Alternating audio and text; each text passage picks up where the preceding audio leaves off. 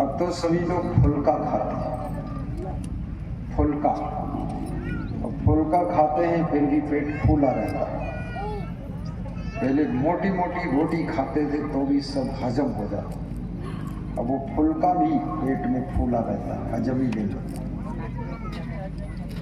छोटी छोटी रोटी खाते हैं लोग, कोमल कोमल रोटी, फिर भी हजम नहीं होता। लोगों का डाइजेशन भी बहुत कमजोर है। जिनका डाइजेशन कमजोर है उसकी एक ही दवा, वो दवा अगले साल आऊँगा तब बताऊँगा। इस साल इसलिए नहीं बताऊँगा, नहीं बताऊँगा इसलिए नहीं बताऊँगा, अगले साल बता दूँगा डाइजेशन कैसे सुधरता है।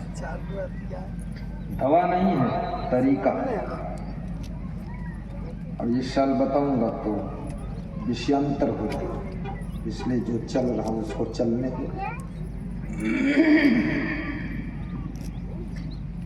दो साधु पहुंचे, दोनों के लिए एक एक रोटी बनाया, मोटी रोटी, जिसको संतों की भाषा में ठक्कर कहा जाता है। क्या कहते हैं? ठक्कर। साधु बैठ गए खाने के लिए, राबिया परोसने के लिए खड़ी हो। उसी समय एक भूखा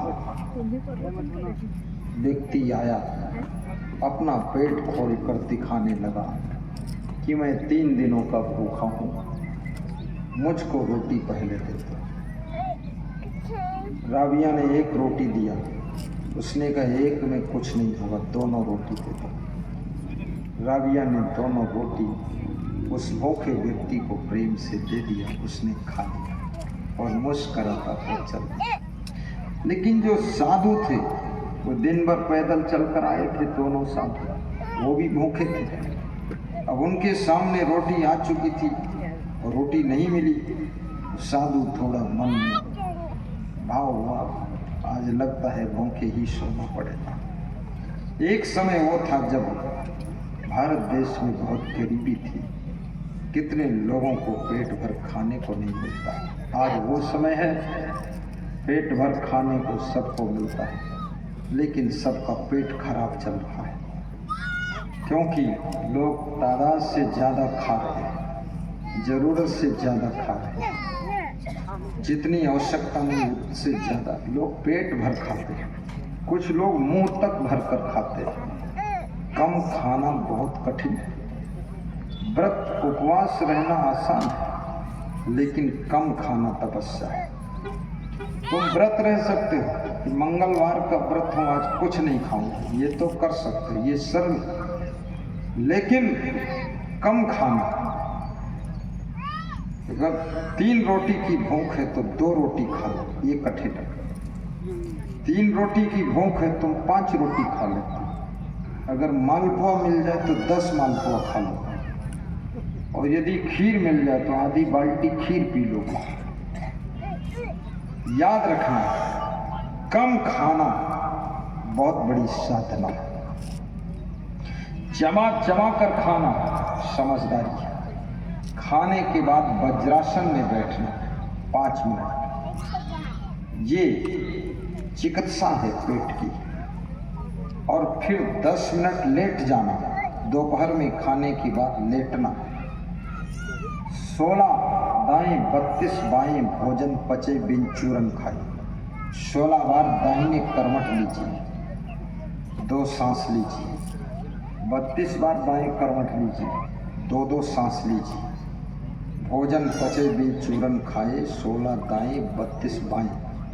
तुम करवट लेते ही नहीं, तुम सीधे लेट जाते हो, और ऐसे लेटते हो लगता है धान का बोरा पड़ा है। हिलते डुलते ही नहीं, लुढ़कते पोड़कते नहीं। एक चालाक आदमी किसी होटल में गया, पहलवान था, पहलवानी करता था। होटल मालिक से बोला दूध पिलाओ, उसने दूध पिलाया। धीरे धीरे वो 5 लीटर दूध पिया, धीरे धीरे पिया, 1 घंटे पिया, घोट घोट कर पिया, 5 लीटर पिया।